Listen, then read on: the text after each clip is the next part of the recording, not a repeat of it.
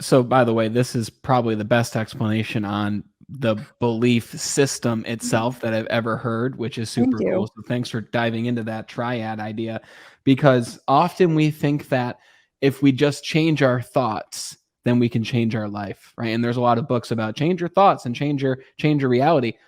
But by changing the thoughts in a way, we're just working on the symptom, right? Because the root cause, the bedrock concern is the belief in which is causing the thought.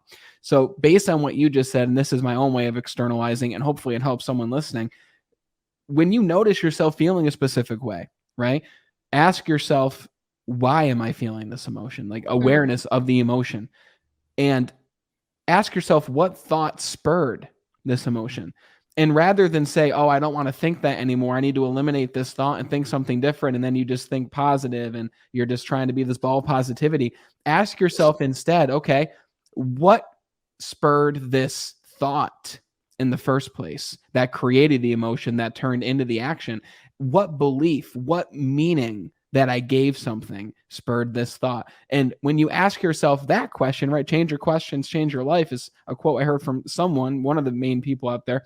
But once you ask yourself the question, what created this thought in the first place, that's when you find the belief.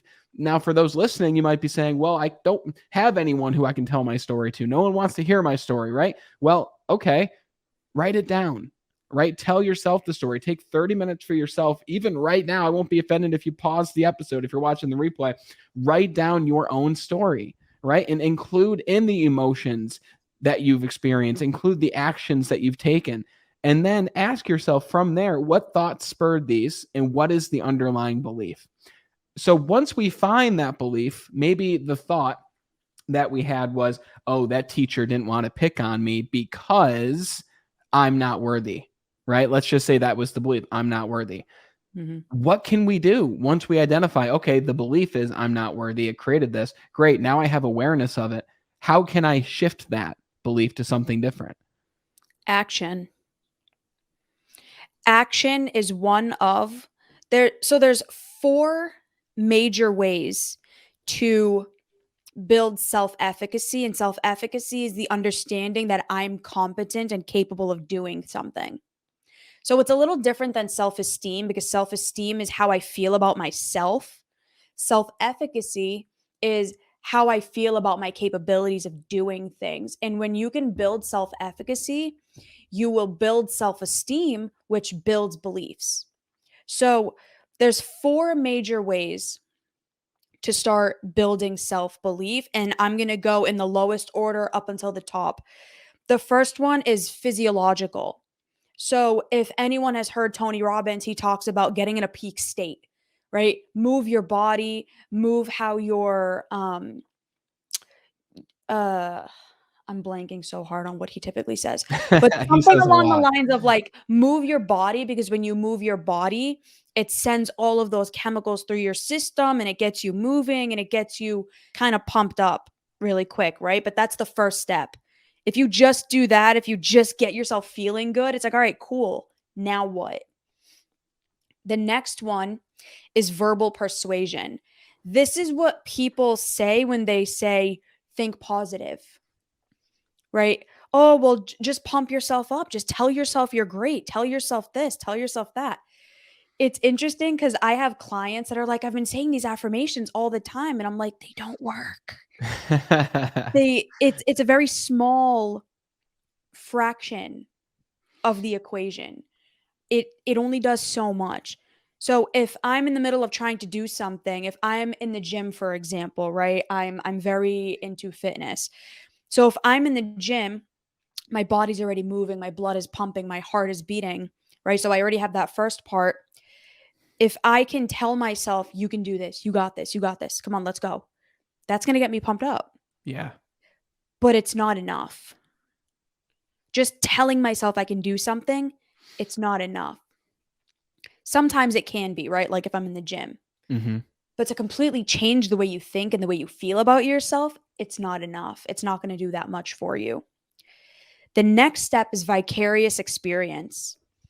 This is, there is someone who has what I want. How can I go learn from them? How can I take a mentor or a coach or a therapist or a psychiatrist or whoever else or someone in the field who's doing what I want? How can I go learn from them? How can I go get information from them to show me the steps of what I need to do? That person is going to help you to do the very last thing, which is the number one way to change the way you believe about yourself, which is now I'm going to take action. Performance attainment. I'm going to actually go do something. This is where so many people get stuck. They think they can just think theirself out of a negative limiting belief. And you can't. Yeah. It's one part of it. So let's use the trauma example again. If I have somebody who is coming into my office and they have severe PTSD, we're going to talk about it. We're going to talk about what happened. We're going to talk about their story. We're going to uncover the limiting beliefs that are there. And I'm going to do something with them called cognitive restructuring, which is the fancy way of saying changing your beliefs, changing the way you think about yourself, changing the way you're perceiving the world. But I'm also going to make you change the behaviors and the habits that are in your life, because it's those habits that are keeping you stuck in that thinking pattern and that emotional pattern. As human beings, like I said, our brain is a prediction machine, and it's going to continuously play on repeat to conserve energy. Our brain takes up, I think, 20% of the calories that we take in a day. It's 3 pounds, but it takes 20% of your calories. So it takes a lot of energy to keep your brain going. So to conserve energy, it puts things on repeat. And I'm not like a neuroscientist, neuro expert at all, but I've done some research into this. So I'm talking from what I understand. Yeah. Could be fallible, but it's been working so far. More than most, I'm sure. Yeah. So our brain is on repeat. So we're going to think in similar patterns, but we're also going to feel in very similar patterns. That's why a lot of people, it's like they're just a depressed person. They're an anxious person. They're a annoyed person. It's like we become categorized by the emotional state that we're constantly in because we are thinking in the same patterns. We are interpreting events causing us to feel the same patterns, and then we are acting in the same patterns, and it is a constant feedback loop. And that's actually the scientific basis for the law of attraction or karma. It's actually a scientific backing to it. It's called reciprocal determinism. Wow. Big fancy word again, but it basically means we have personal factors about us, our thoughts, our beliefs, our assumptions, our rules, the way that we understand the world. And that is constantly interacting with the world, right? So let's say you're frustrated. Your boss comes into your office and she tells you you're messing up in this area, and it bothers you because you've been working really hard on trying to do that. So you're going to interpret that situation based on your typical thought pattern, your typical emotional pattern, and your typical behavioral pattern. You are going to follow some sort of pattern. You are going to therefore act on the world based on that. So you might drive really angrily. You might drive home in a pissed off state.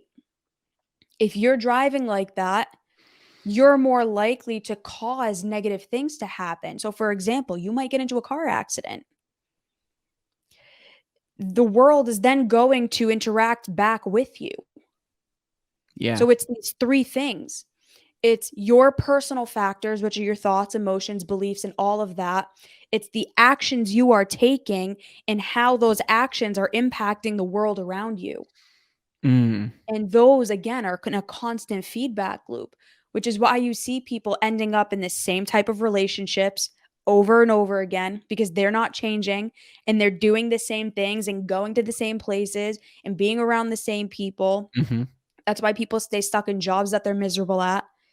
That's why people, if you're a salesperson, you're probably not breaking the cap that you're at because you're just thinking and feeling and behaving in very similar routine conditioned unconscious patterns.